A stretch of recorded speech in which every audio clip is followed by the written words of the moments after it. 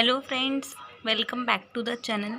हमारी जो MSc physics की सीरीज़ है जिसमें हम nuclear atomic and molecular physics को कवर कर रहे हैं, उसमें आज जो हम इस वीडियो में टॉपिक कवर करेंगे वो है कलेक्टिव मॉडल ऑफ न्यूक्लियस और स्क्रिंटलेशन डिटेक्टर। तो सबसे पहले हम टॉपिक करेंगे कलेक्टिव मॉडल ऑफ न्यूक्लियस को। जो कलेक्टिव मॉडल ऑफ न्यूक्लियस है, इसको डेवलप किया गया था एक्सप्लेन करने के लिए न्यूक्लियर प्रॉपर्टीज़ को जो फुली एक्सप्लेन नहीं की जा सकती थी by independent particle shell model. तो इसको हम कह सकते हैं कि जब हमने शेल मॉडल बनाया था उसमें जो लिमिटेशंस रह गई थी उसको कवर अप करने के लिए हमने बनाया कलेक्टिव मॉडल ऑफ न्यूक्लियस। ये कंबाइन करता है फीचर्स को लिक्विड ड्रॉप मॉडल और शेल मॉडल को।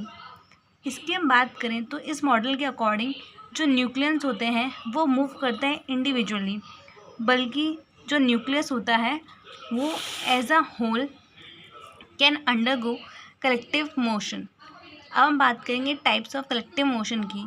तो हमारे पास दो मोशन होते हैं, एक होता है कलेक्टिव रोटेशन और एक है कलेक्टिव वाइब्रेशन। सबसे पहले हम बात करेंगे न्यूक्लियर रोटेशन की। अगर कोई जो न्यूक्लियस है वो डिफॉर्म हो रहा है किसी भी स्फेरिकल शेप से तो वो रोटेट कर सकता है। तो जो रोटेशनल एनर्जी है वो अप्रॉक्सीमेटली उसको हम इस तरह से गिवन करेंगे। यहाँ पर जो J है वो है न्यूक्लियर एंगुलर मोमेंटम, I है मोमेंट ऑफ इनर्शिया और H है रिड्यूस प्लैंक्स कांस्टेंट। अब हमारा दूसरा है न्यूक्लियर वाइब्रेशन। तो कोई भी जो न्यूक्लियस है वो वाइब्रेट करता है अराउंड इस इक्विलिब्रियम शेप, और जो न्यूक्लियर सरफेस होती है वो एक्सपेंड करती है और कॉन्ट्रैक्ट करती है जिस तरह से ऑसिलेशन होता है। ये जो वाइब्रेशन होती है ये प्रोड्यूस करती है कैरेक्टरिस्टिक्स एक्साइटेड एनर्जी लेवल्स। यहाँ पर हमारी एनर्जी लेवल्स आ गई हैं। अब हम बात करेंगे न्यूक्लियर डिफॉर्मेशन की। तो जो न्यूक्लियाई है वो हमेशा स्फेरिकल शेप का नहीं होता। इसके दो इम्पॉर्टेंट शेप्स हो सकते हैं, या तो प्रोलेट या फिर ऑब्लेट। जो प्रोलेट होता है उसका एलोंगेटेड शेप होता है और जो ऑब्लेट होता है उसका फ्लैटेंड शेप होता है। अब हम बात करेंगे इम्पॉर्टेंस ऑफ कलेक्टिव मॉडल की। तो इसका जो यूज़ है वो सबसे पहले हम एक्सप्लेन करने के लिए करते हैं न्यूक्लियर रोटेशनल स्पेक्ट्रा को, nuclear vibration spectra, nuclear deformation, electric quartile moments, collective excited states और प्रॉपर्टीज़ को डिफाइन करने के लिए। अगर हम बात करें इसके अदर मॉडल के साथ रिलेशंस की, तो जो लिक्विड ड्रॉप मॉडल है वो एक्सप्लेन करता है collective behaviour of nuclear matter. जो शेल मॉडल है वो एक्सप्लेन करता है इंडिविजुअल न्यूक्लियर मोशन। लेकिन जो हमारा कलेक्टिव मॉडल है वो इन दोनों को कंबाइन कर देता है। तो जो कलेक्टिव मॉडल है वो हमें देता है complete picture of nucleus by considering both individual nuclear motion and collective nuclear motion. अब हम नेक्स्ट टॉपिक है स्क्रिंटलेशन डिटेक्टर। इसमें हम कवर करेंगे प्रिंसिपल, कंस्ट्रक्शन और वर्किंग ऑफ स्क्रिंटलेशन डिटेक्टर। जो हमारे पास स्क्रिंटलेशन डिटेक्टर होता है ये एक न्यूक्लियर रेडिएशन डिटेक्टर होता है। ये डिटेक्ट करता है रेडिएशंस को और कन्वर्ट करता है energy deposited bye radiation into flashes of light, जिसको हम स्क्रिंटलेशन कहते हैं। जो लाइट होती है वो कन्वर्ट होती है इनटू एन इलेक्ट्रिकल सिग्नल में।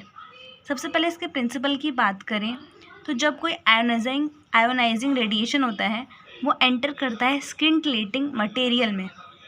वो हमारे पास कुछ भी हो सकता है।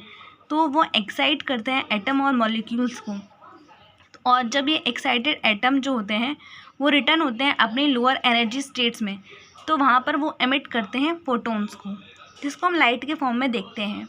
जो फोटोन्स होते हैं वो कन्वर्ट होते हैं इलेक्ट्रिकल सिग्नल में बाय अ फोटो डिटेक्टर।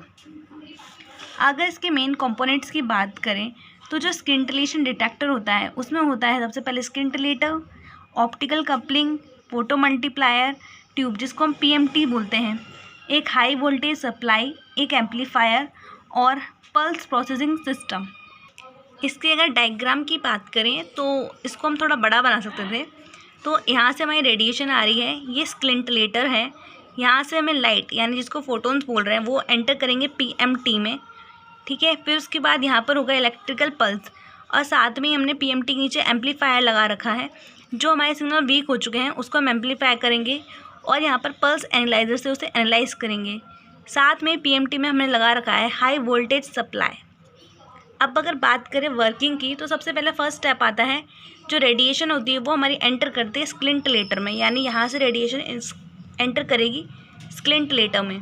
फिर हमारा स्टेप 2 है, जो एनर्जी है वो ट्रांसफ़र होती है एटम्स की ऑफ द स्क्लिंटलेटर। फिर थर्ड स्टेप में जो एटम्स है वो एक्साइटेड होते हैं। फोर्थ में जो एक्साइटेड एटम होते हैं वो अपनी लोअर एनर्जी स्टेट में वापस आएंगे और एमिट करेंगे लाइट को। फिर अगले स्टेप में जो लाइट है वो रीच करेगी photo cathode of the PMT। फिर अगले स्टेप में जो फोटो इलेक्ट्रॉन्स हैं वो प्रोड्यूस हो जाएंगे, और जो लास्ट स्टेप है उसमें जो इलेक्ट्रॉन्स हैं उसको मल्टीप्लाई करेंगे थ्रू डायनोड से, और फिर उसके बाद हम इलेक्ट्रिकल पल्स से ऑब्टेन करेंगे एट एनोड पे। जो पल्स है वो इन सबको एम्पलीफाई करेगी और एनालाइज करेगी। अगर हम कॉमन स्क्लिंटलेटर्स की बात करें तो सबसे पहले है NaI, इसको हम TI भी बोलते हैं। फिर अगला है CSI, प्लास्टिक स्क्लिंटलेटर्स, लिक्विड स्क्लिंटलेटर्स। इनमें से हम कुछ भी यूज़ कर सकते हैं। अगर इसके एडवांटेजेस की बात करें तो सबसे पहले इसकी हाई डिटेक्शन एफिशिएंसी है, इसमें फास्ट रिस्पॉन्स आता है, गुड सेंसिटिविटी है, सूटेबल होता है ये गामा रेस के लिए। अगला है, इसमें जो एनर्जी फॉर्मेशन होती है उसको हम ऑब्टेन कर सकते हैं फ्रॉम पल्स हाइट। अगर इसके एप्लीकेशंस की बात करें तो उसको देखते हैं हम न्यूक्लियर फिजिक्स में, gamma ray spectroscopy, radiation monitoring, medical imaging, nuclear research, इन सब में। तो जो एक स्किंटलेशन डिटेक्टर होता है वो कन्वर्ट कर देता है रेडिएशन एनर्जी को लाइट में, और जो उसके बाद हम इलेक्ट्रिकल सिग्नल्स में, और इसका हम वाइडली यूज़ करते हैं क्योंकि इसके पास हाई एफिशिएंसी, फास्ट रिस्पॉन्स होता है। अब हमारा नेक्स्ट टॉपिक जो होंगे वो होंगे सॉलिड स्टेट या फिर सेमीकंडक्टर डिटेक्टर।